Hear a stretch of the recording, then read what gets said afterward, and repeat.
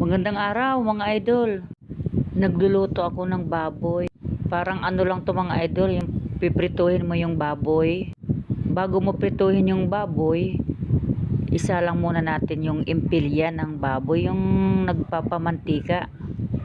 Pagkatapos nagmantika na, nalusaw na yung impilya, tanggalin lang yung yung laman.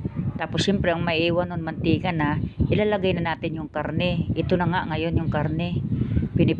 Piniprito na hanggang maluto. Tapos i-stack lang natin tong karne.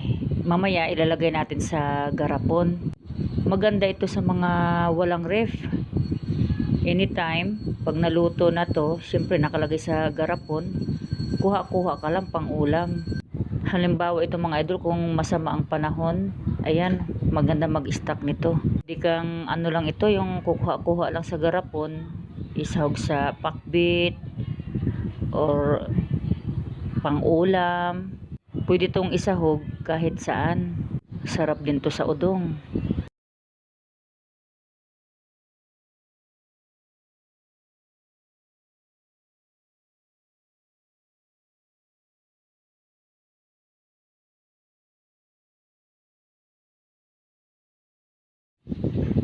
Paalala lang mga idol, wala itong asin ha pag niluto nyo. Talagang puro baboy.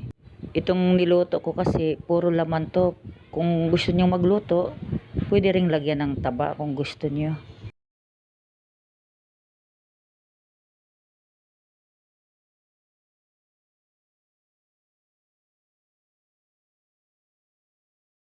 Ito na mga idol, nilagay na natin sa garapon. Isama na natin pati mantika. Maganda ito sa mga walang ref. Kasi kahit wala kang ref, makakaulam ka ng karne araw-araw.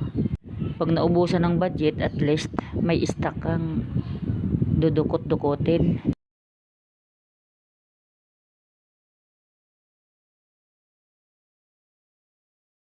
Hanggang dito na lang muna. Thank you for watching.